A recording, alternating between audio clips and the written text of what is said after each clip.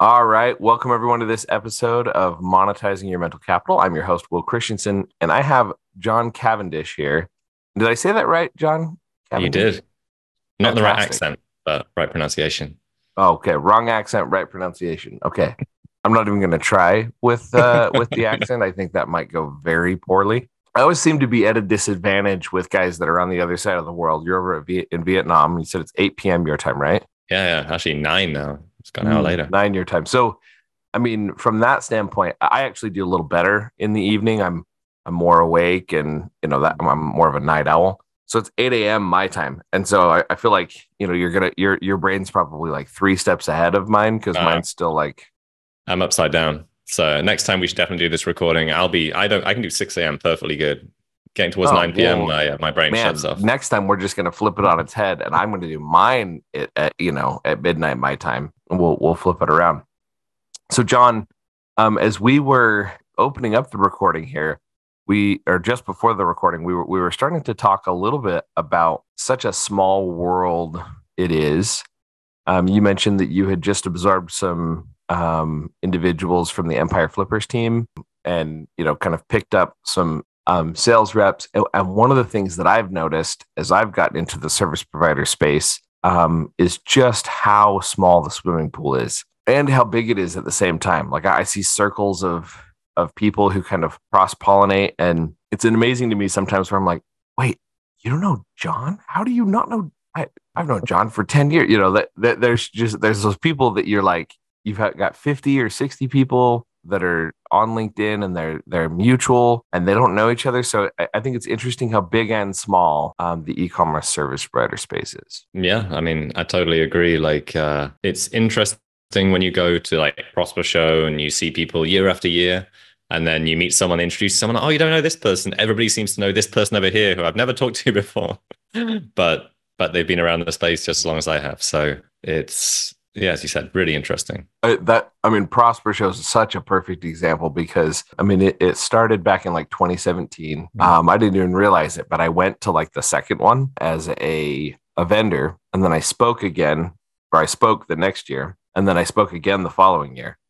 And James Thompson and I built a relationship because that first year that I spoke, I think was the first year that he had sold it, and the second year he was no longer with it.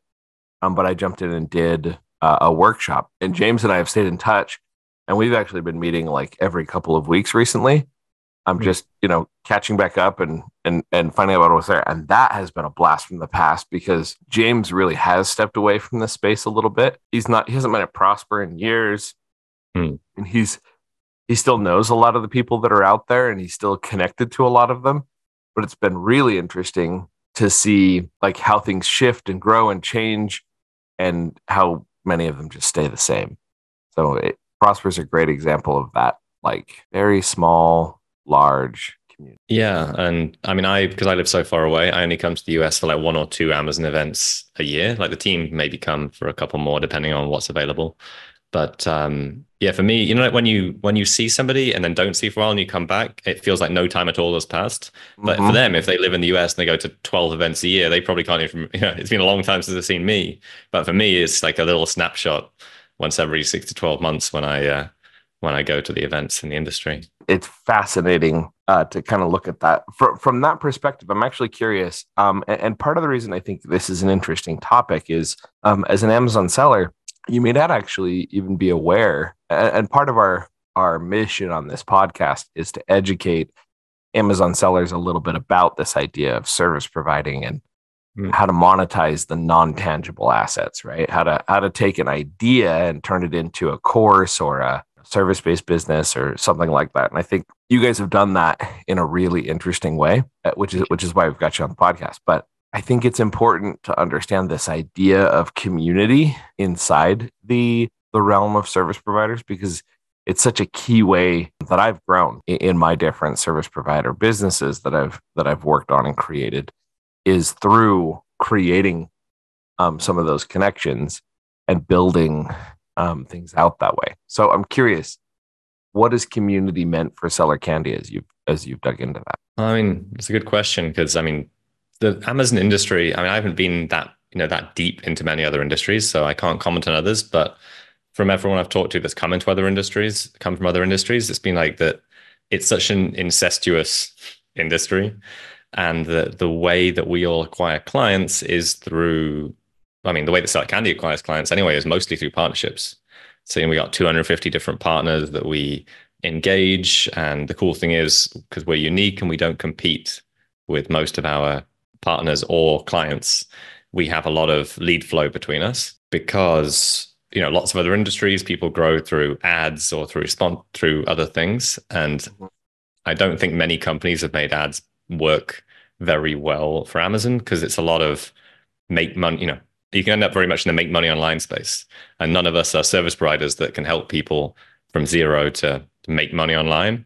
A little bit off topic, but I remember very clearly when Jungle Scout changed their marketing from this is how you can find products to you should make money online by selling on Amazon, and that's when they went mass market in that type of ads. So yeah, I mean, relationships and lead sharing is the way that we've grown so quickly. Interesting. And where would you say? So I find that when I have groups like that I tap into, the first place that we tapped into, so one of the founders of Data Automation which is a boutique integrations company, and they do connections between all sorts of random 3PLs, ShipStation, Skubana, now Extensive, all of those different sorts of places. They're building those API connections between those different platforms. Think Zapier, but specifically made for e-commerce.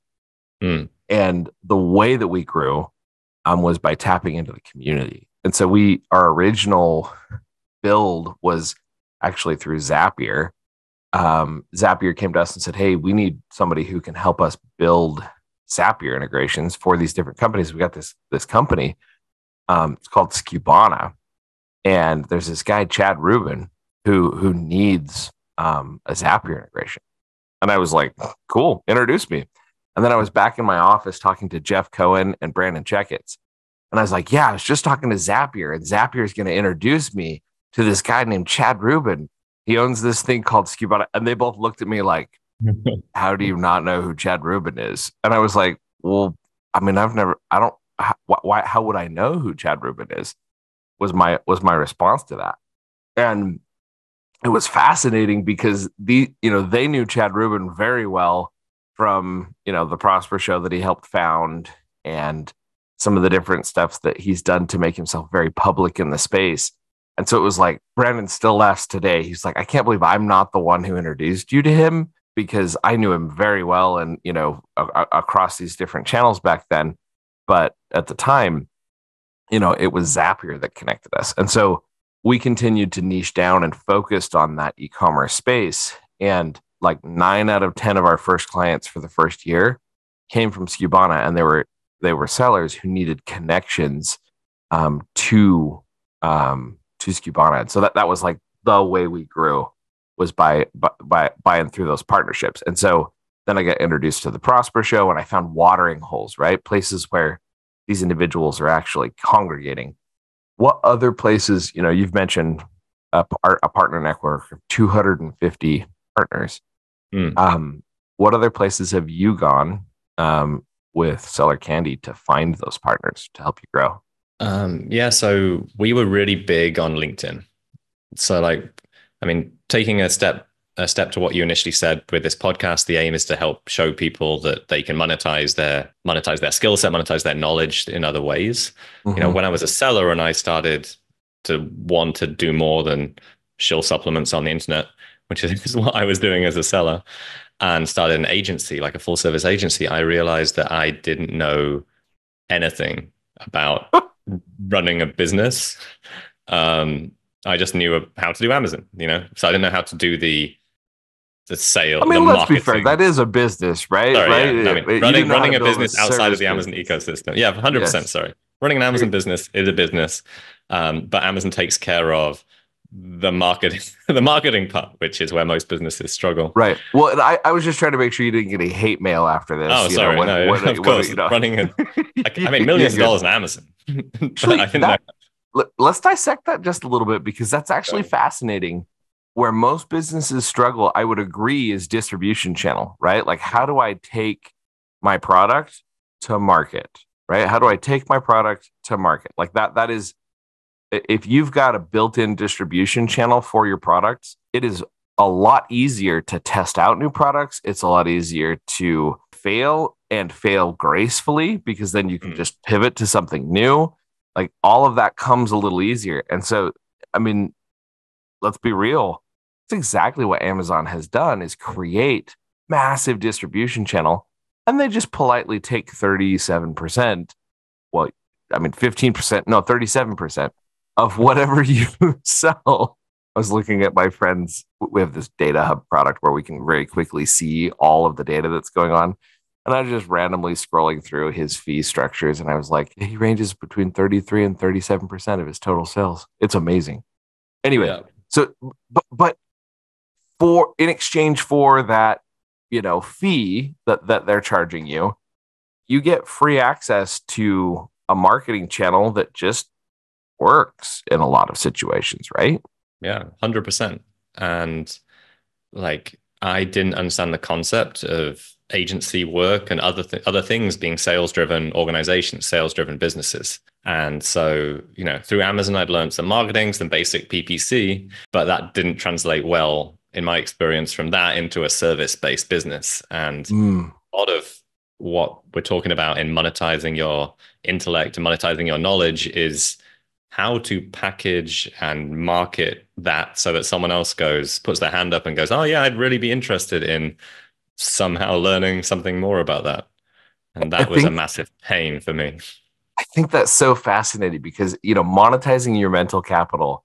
Imagine if a seller just stood up and said, hey, you know what? I think I would like to sell, rocks. I'd like to sell rocks on Amazon. But I'm not going to put it in a box. I'm just going to throw it up there online. And I don't know. I mean, picture.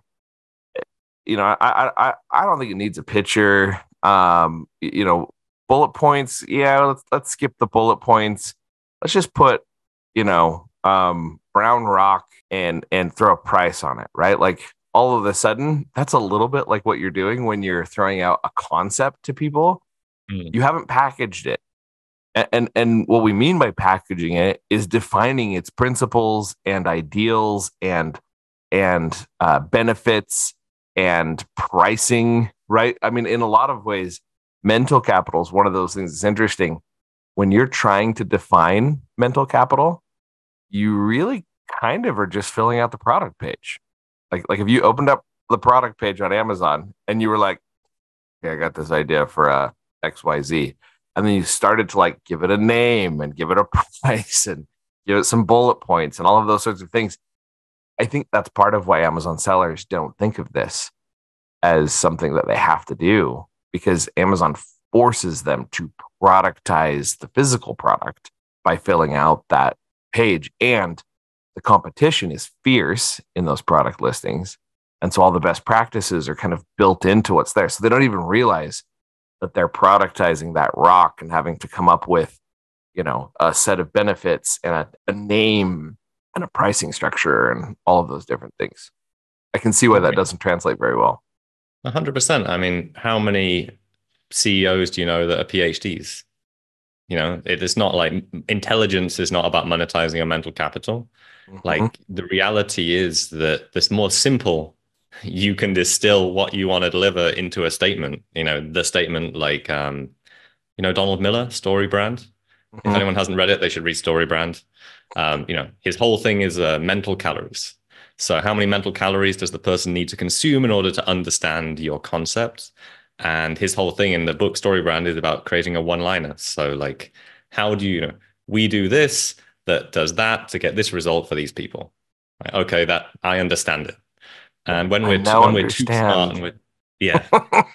How many mental calories? I still need to read this one, which is actually hilarious because like I do go-to-market consulting, and a lot of what I've done over the years is different people have come to me and said, Will, I have this product and I know it's got legs, can you figure that out? And I'm the guy who go out and call 50 to 100 people and figure out that one liner so that you can open the doors and get people to actually come in and be like, oh, okay, I get this. So I'm gonna have to read this book. How many mental calories does he want people? Is he just saying as few as possible, or does he give an actual number? No, a few as possible. And he doesn't. I don't know if he mentions mental calories in this book. I've seen him speak a couple of times. I'm really big into Tony Robbins, and he's now on the Tony Robbins circuit of speaking at all their business events. Okay. So I've seen that. Like just an example then from our business. This doesn't fit his one-liner format. So what I've just told you, scrap all that. All right. Just throw that all out. It doesn't fit. But here, check this out. Check this out. We went to Prosper Show. And before that, we'd been to one other trade show. It was all right. It said, our slogan was your Amazon Seller Central personal assistant, whatever. It was okay. Before Prosper Show, we did a whole brainstorming session and what will people identify with? And we just wrote in huge letters on the back of our booth, never talk to seller support again. And then everyone comes over and goes, I hate seller support. I would love to tell me more. Or, yes. So I think that one of the things that's interesting, and we're going back to the uniqueness of this industry, I think finding a tribe of people that have a similar pain is part of launching a business in general, right? And I actually remember walking past your booth the first time, and I don't even remember what year it was, but walking past your booth, you know what? Actually, I think it was a couple years ago at Prosper, and I remember first time it never talked, and I stopped and I was like, I don't know who came up with that, but that was freaking awesome because it was immediately like I'm not even a seller, and I had heard and had experienced horror stories from talking to seller support. It was such a pain in the batushki to get anything out of them. I mean, do you remember when the seller forums were really big? Like, I mean, the seller forums are still a thing, but not like they were. Like when I was very first introduced in this Amazon world 5-6 years ago, 7 years ago, people were talking about the seller forum all the time. Oh yeah, I posted on the seller forum and XYZ person said they would, do it this way or do it that way. And now I feel like it's moved more to communities and a little more tribal commentary. I don't hear about the seller forum nearly as much, but I think it's fascinating that you guys tapped into that broad pain. Yeah, I mean, just talking about communities as well. I think the whole internet is moving towards communities. It's an insight somebody shared like a year ago was AI, a year and a half ago was AI came out, which I identify with that, which is that we've lived through the golden age of the internet. It's over. Like from whenever we started to a year or so ago, you could believe stuff that you read on the internet. As of now, it's all AI, it's all BS. You can't believe anything you read online. So we're all moving towards communities, which is why Alex Hormozi's investment in school.com is genius, because we're all going to only trust our little community or communities of feedback and influencers and all this stuff. And what you search online, what can you believe? I have no idea anymore. Well, I mean, and that kind of goes back to product reviews, and we could go down that tangent for a long time. I want to go back just a minute though. So for communities, many tangents. Hey, we're so good at tangents. We're pros at this. If I'm a seller and I'm looking to figure out how to monetize my mental capital, and I want to tap into partner networks, trade shows I think is an important part of it. Let's just toss out a couple of watering holes, a couple of communities that we're familiar with for a seller that might be interested in that. And I think that might be a valuable resource for the podcast. And then I want to dig in more to this, productization and the difficulty of going from being a guy who had a built-in distribution channel to like, now I got to create one. Yeah, I mean, I was going to say before we do that, I mean, we don't do it before it, but packaging and articulating what you want to sell is more important than anything. There's no point chatting to a million people. Like maybe you've got some amazing some amazing achievements you can share. That sounds great. People will want to work with you, but unless you can articulate how they can work with you, then you're just going to say, oh, $200 an hour. And they'll Okay, go, I love it. whatever. So packaging it up and tell me, you said that one trade show went well, but it didn't go super well. And that was the one where it was like your Seller Central personal assistant, essentially, Yeah. is what you called yourselves. Which I think does follow we do X for Y group of people and they get Z, right? Kind of follows some of that mentality. And I love, never talk to Seller Central support again. I think that drives the benefit home pretty solidly.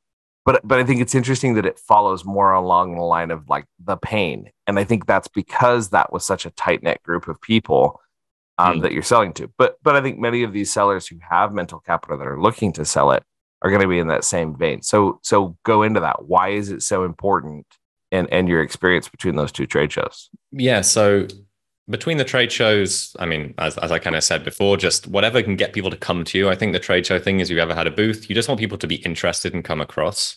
Like I walked the whole show this year and I saw some booths and I just had to go up to the guy and say, have a conversation. Then you open some feedback on your booth.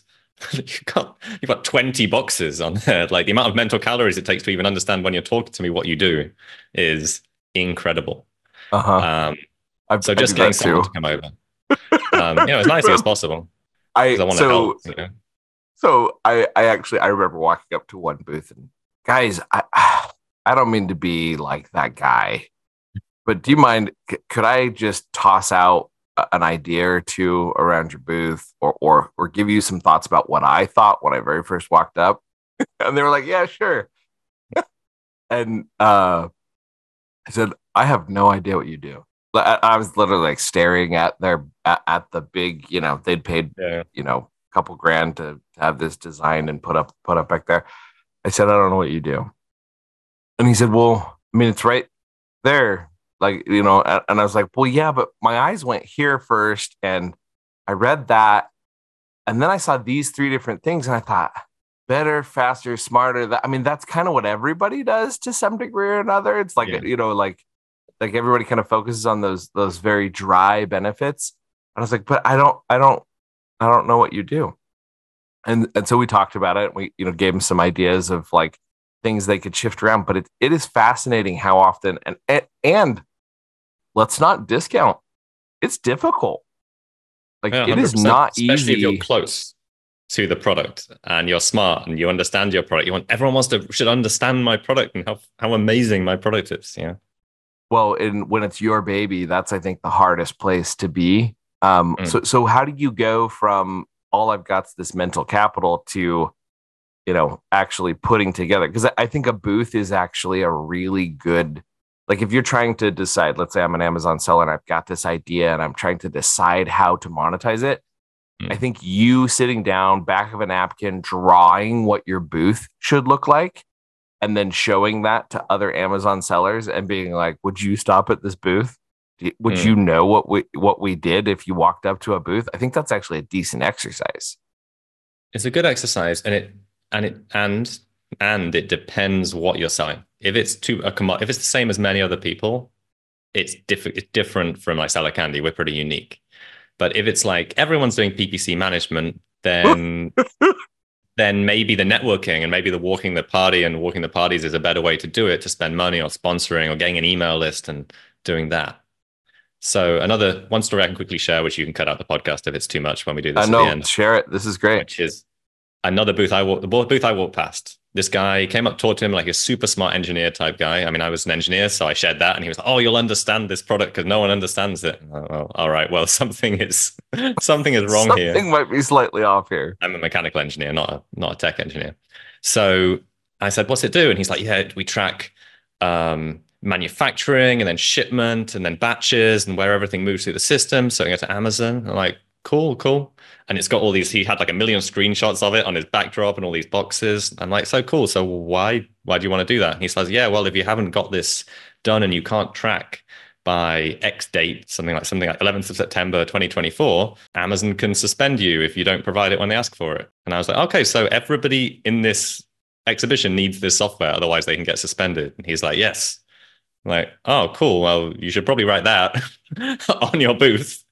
Are you ready for this change on this date, or you will get suspended if you don't have this implemented by this date? Because if what he's saying is true, which I didn't validate, it is an amazing thing that everybody needs, and he's unique in the industry. It would be the most, yeah. So yeah, since I need to reach out to him actually. That's what I remembered from last time I got a business card. But I was like, he said he's put 600 grand of his own money into it. He built this whole thing. Like, he'd be to 20 trade shows. And I said, you need to improve. If you're going to 20 trade shows, you need to change the background of your booth. Yeah. I mean, it's fascinating. And I think go through the exercise of even calling 20 sellers. And if you don't know 20 sellers and you're trying to figure this out, reach out to me. I will happily introduce you to 4 or 5 guys who I know who will happily give you 15 minutes of their time to, just give you feedback. These are entrepreneurs in their own right. And one thing I found is that entrepreneurs help other entrepreneurs, true entrepreneurs, guys who like they get how hard it is to get the product market fit, to get the messaging right. Like those guys are very willing to give advice. And I find other service providers are good resources. So like if you come to me or John and you're like, hey, I got this service provider idea and it's this, what, X, Y, or Z, we're good to give feedback. But I've also found that we're tainted. So what I mean by that is we're looking at this through the lens of our own product, right? We're looking at this through the lens of what we're building. Even John, who, you've been an Amazon seller, you've been there, you've seen some of that. It's been a while. Are you still selling on Amazon every day? Or you not every day? No. I own some shares in some companies, but not right. I don't have any active role. And so now you're no longer in that space. And so you got to find somebody who's literally living that day to day to have this conversation with. And if you sit down and you say, hey, this is the booth, would you have stopped? We did this exercise at Seller Labs and we shifted our marketing and our target where we do help sellers, but we opted to focus on agencies or service providers that serve e-commerce and shift more towards them. And so we made a bet this year when we went to Prosper, and we literally wrote on the back of our booth, we give agencies superpowers. Oh yeah. I gave feedback to your booth, to your guy who I did the pre-call for this podcast with. Yeah, I gave some quite critical feedback on your booth. I love it. Well, and so he pulled it up and said, "What feedback have you got on this?" Yeah. So, and part of the reason he's asking for feedback, and he does that with all of the service providers, is because taking that in, because you are a service provider, right? And so you may not be the exact type of service provider we're looking for, but understanding exactly what that feedback looks like and how that comes back and how things work. That's a very powerful way for us to understand better what our benefits are, right? And the cool part was we had people walking up and said, okay, I'm an agency. What do you do? And it was like, that was exactly what we were hoping for, right? Like a claim that would get us enough of a head turn that you're going to stop at the booth and say hello. And so productizing that in that way and figuring out those 7 words been so important to the process. For sure, yeah. And that might be a bit different for trade shows because you're trying to get people to come over than it might for your marketing message on your website. So, we have agency superpowers, then you have audits and a bunch of other stuff on the right-hand side, if I remember rightly.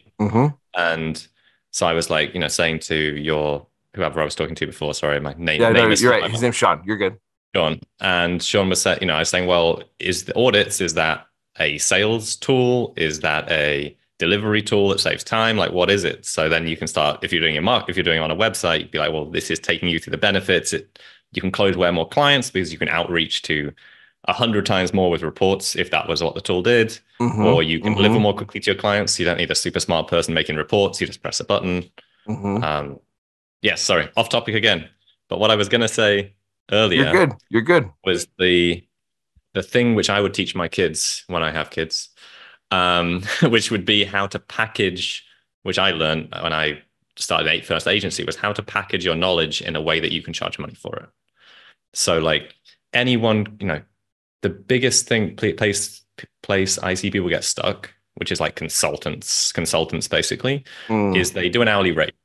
And then they're stuck and my time is worth whatever. Even if you're charging $500 an hour, there's a very much a mm-hmm, limit on charging that, and it becomes a hamster wheel, and you've got to mm-hmm, continuously sell and market yourself. mm-hmm, But if you can package an outcome from where someone is now to where they want to be, then that has a monetary value taking that step. And that step can then be a process that you create, which is your service, which is whatever. And ideally, if you want to productize it, it is the smallest step possible with the biggest outcome. So they're mm, taking this gap, we're creating this gap, which is the most painful gap, which maybe you have a copy and paste process you can run 100 times a day, but it's worth $50,000 to change that thing. So mm, cool, worth 50 grand. I could charge 10 grand for that easily, maybe 20. Depends. I can charge 49 if it's worthwhile enough, but you can make it a great value at 10 to 20K. And maybe delivery is a 5 hour thing to deliver, but you mm-hmm, probably aren't going to get $2,000 an hour or $4,000 an mm-hmm. hour if you ask for it, Oh my but you can gosh, help someone no. save a problem. I mean, some people No, can. if you start to attach hours to it, the most I find people balk. They begin to balk at like 250 an hour, and they get real upset if it's 500 or even $1,000 an hour. Like people think there's no way you could charge more than a lawyer. Like this is crazy. And it's funny because I found multiple situations. So I do this thing I call an automation audit. Mm. And in 2 or 3 hours on a phone call, plus some research in the background, and what I don't tell people a lot of times is the research in the background is only another hour or so. In that amount of time, I can provide easily $2,500 to $5,000 worth of value by auditing different things that are happening inside the company. But I discovered really quickly, like I do not want to explain to them exactly how much time this is taking because they very quickly start to be like, oh, that's not worth it. Yeah, Like, how could 100%. you possibly provide that much value to me in 5 hours worth of time? But I've done it multiple times, and helped multiple companies identify weak points in their automation systems. And I mean, I founded a company called DataAutomation.com. So like I've done enough that I can provide that. So I love what you said. Find the smallest possible step that creates the most amount of value. Figure out how to name that Yeah. name that step, figure out how to, and I love that too, because you can be like, okay, so the step I provide, and if we're talking about seller candy, the step I provide is you never have to talk to seller support again, right? And that's I think a bunch of baby steps that are, you're kind of the Yeah, it's actually overarching thing quite a though. lot of steps. Yeah. Yeah, there's a lot of steps that are put into there, but there's so much value in what's being described, and you're able to be like, okay, I'm starting to get a feel for where this really goes. And it's very easy to come to someone and say, if I told you you never had to talk to seller support again, how much money would you pay a month for that? Like I think you can actually sort of put some value on that pain Mm. because they know how many times they've had to talk to seller support and how painful. 100%. And get this, I thought our scope was pretty good. I'm always trying to get down to the meat of it. And then I found a company in the industry, Vantage BP. You heard of those Oh guys? yeah, yep, I have heard of And Vantage. yeah, and they do monitoring of your listing for resellers. Like Seller Candy, we can do that. It's one of our fucking things on our menu of services. And I was like, no, and they've got even more dialed in. They do one thing on our menu of services for a very specific client, a Yeah. large, probably 8-figure plus company that Mm-hmm. sells to distributors who want to Mm-hmm. take over their Amazon thing. But well, they got like, I don't know, I guess 300 clients paying them, 200 clients paying them between 1 and 2K a month. Right? It's a nice Yeah. little business making you hundreds of thousands of dollars a month. And it's does the smallest scope possible. So I mean, that talking Alex Hermosi, power in the niche, right? Yeah, yeah. Power in the niche. Okay, John. So there's a few questions that I like to ask everybody on the podcast, and we haven't even got to any of them yet. Okay, There's sorry, there's like I haven't three of listened to them. your No, you're podcast good. yet. This is good. This is good. I think it's really important that we talked about kind of where that is. So Hmm. Rapid Fire Prosper Show is a show I would recommend everybody look into. Accelerate by Pattern is one that I would recommend you look into. It's here in Utah. A lot of Pattern clients. Pattern's like the largest Amazon seller in the world. They put on a show, and I saw a lot of really good people there, both in those who bought booth space and in those who actually showed up to the show. So I thought that was great. Another one that I really like is AMZ United. That one's more for resellers. It's in New Jersey. That's one that I've had some good experience with. And then the other one that I want to throw out there is AMZ Innovate. And AMZ Innovate looks like it's October 29th and 30th this year. It is in New York at Chelsea Piers. The sellers, a lot of people were calling that the new Prosper. Is what I was hearing. So those are a couple of shows, depending when you listen to this podcast, I would definitely recommend taking a peek into those. And then I would recommend stopping guys like John and me and be like, hey, what shows do you go to? A great person to ask this question to is Jeff Cohen. The guy seems to go to every show on the planet. But if you tell him a little bit more about what you're interested in, I bet he could give you some good examples of what's there. Okay. So any other shows that you want to throw out there beyond those that I tossed out to consider for trade shows? None that I've been to outside of that. I've heard good things about ASTGTG in New York, is it? And I went recently. It depends what you're looking for. If you're looking for shows where you might be able to find suppliers, I was at ASD just after, because it was just after Prosper. I spoke there.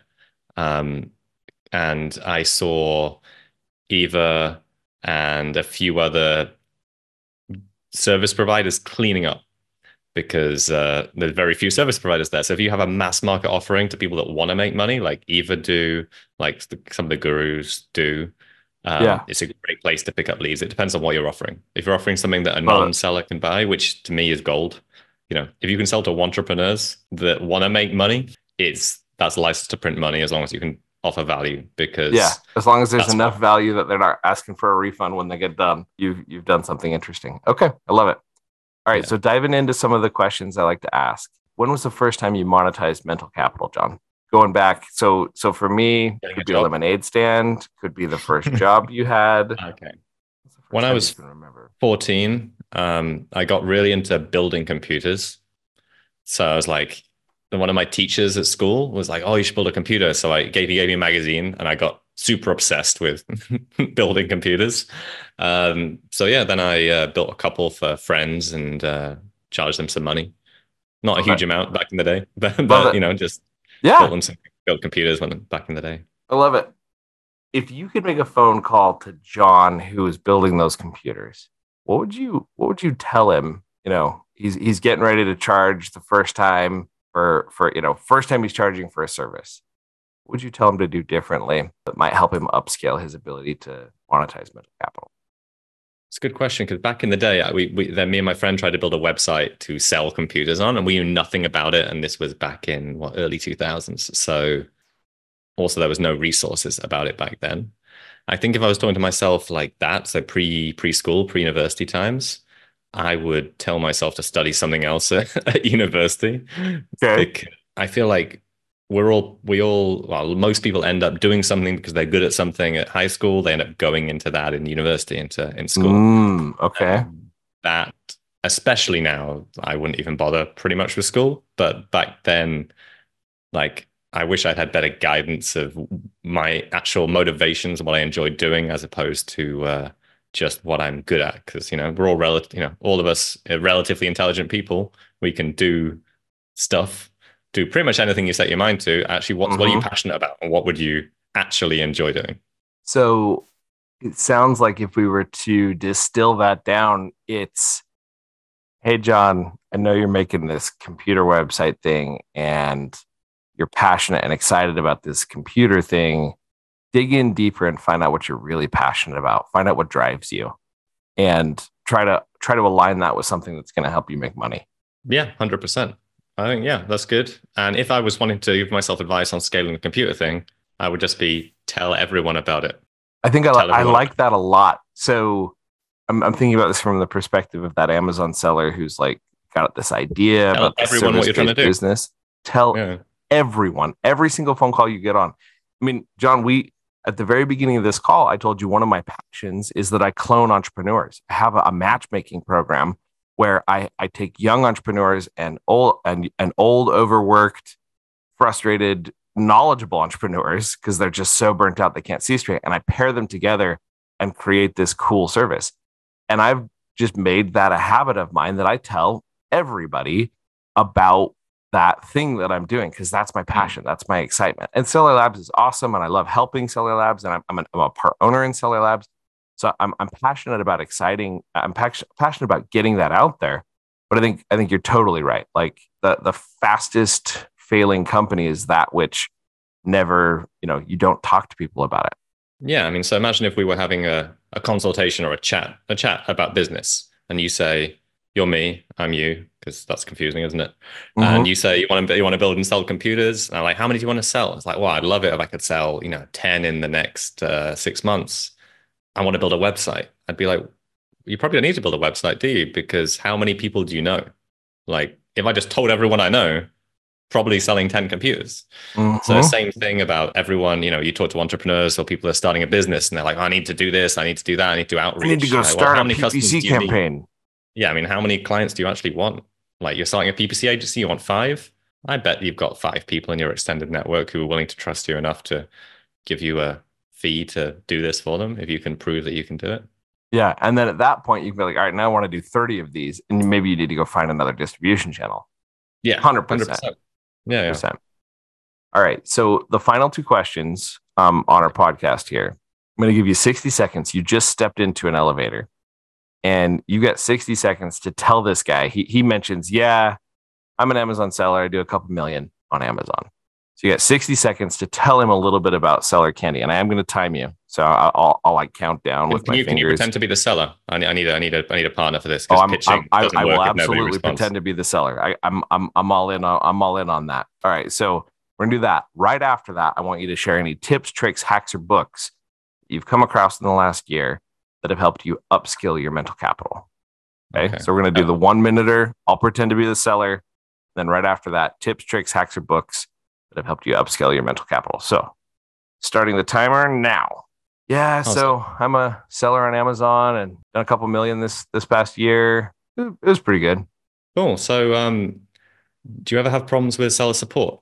Oh my gosh. Who doesn't? Yeah. I hate seller support.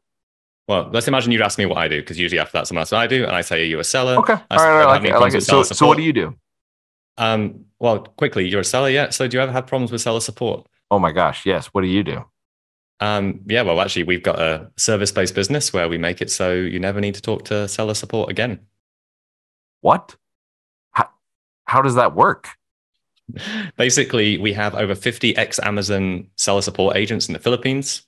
We have our own portal, and we basically replace seller support for you. So you log in, you log your outcomes, what you want to happen. We take that outcome, and then we do whatever it takes to make it happen. Wow. I think my favorite part about, I did not know about the 50 ex seller support agents. That's the hook. That is such a freaking hook right there. Yeah. Those guys have got to know so much about how to get around different issues, and I may have a few people I'm going to be sending your way. That's a really, really solid hook right there. All right, tips, tricks, hacks, or books that you've come across in the last year that have helped you upskill your ability to sell or monetize mental capital. Sell and monetize. So 1 sec, I'm going to open up my Audible. Yeah, I'm speaking of opening up my Audible. I got to open up that. Make sure that StoryBrand is part of my. So that I actually implemented, and 10x is easier than 2x. I love that book this year. 20-second overview of the book, just so everyone understands it and knows they should listen to it. You want to scale, you want to grow your business. 2x growth a year is 8% a month. There's a million ways that you can get 8% monthly growth. There's a million strategies. But if you want to grow 10x in a year, there's very few strategies that will actually allow you potentially to grow 10x. So it makes it very easy to choose those strategies, because you only choose the ones that can potentially take you 10x. So that's why 10x is easier than 2x, because you just choose the only real strategy that can take you there. I actually really like that. I like the 20-second overview because I've been recommended that book a couple of times, but nobody's described it in that way. So it's on my read list. I think I actually purchased it even. I haven't gotten to it yet. So I recommended it to my friend 2 weeks ago. He's coming this Saturday, actually from the UK, and he said he'd listened to the book this week because he's been running a trip for he does a group in Thailand, and he's like, it's already changed the way I'm thinking. Can't wait to talk about it when I see you this weekend. So highly recommended. I love it. I love it. 10x That's is wonderful. better than 2x. I think that's a fantastic And it's easy. tidbit there. Any others that you want to toss out? Yes, great. Best book I read last year. Worst name of any book I read last year. Great CEOs are lazy. Great CEOs are lazy. Probably one of the best business leadership books I've ever read. It's a short listen. It's like 6 hours, so it's a relatively short book. It talks 20-second overview. It talks about the 5 or 6 hats a CEO should wear, from like architect to coach to player, and when you should go into each role, and what your job is as the CEO, which is to remove bottlenecks in each part of the business, and when you should be wearing each hat in order to remove those bottlenecks. It's I awesome. like it. I like it a lot. Okay, and what it was the story brand book? What is it? Building a story brand? Oh Yeah, man, there's a bunch of these. He's probably there for small. I mean, he's a prolific writer. Who Donald is it? Miller. Donald Miller. Okay, building a So story brand. he's written like theology books. He's written books on life. He's written amazing stories. He's a phenomenal writer. Interesting. I'm not religious particularly, but some of his, my wife read one of his books, and he was like, I read this really cool story about like this guy's coming of age, and it was by Donald Miller, and I was like, I only know his story brand by Donald Miller, and so I looked into his whole stuff. You know, this is actually super interesting because I just looked at his list of like his author list on Audible, and you are not kidding. He's actually, it looks like he's in the process of building a story brand 2.0. And it looks like it's actually coming out at the end of this year, so you can pre-order it. I am going to have to pick it up on. I've got it on my list now. It is called Building a Story Brand. Yeah. Clarify your message so customers will listen. I love it. All right, sorry. I'll just dump a couple more books if you want. Sure, go for it. I don't know about you, but I actually listened to quite a few personal development books, or like I feel like there's a lot of insights into like how people think and how we think, because that's, as they say, business is 80% psychology, 20% tactics. You've met those unstoppable people who actually don't have a clue what's going on, but they're successful. They're going to be successful. So I really liked the Surrender Experiment by Michael Singer.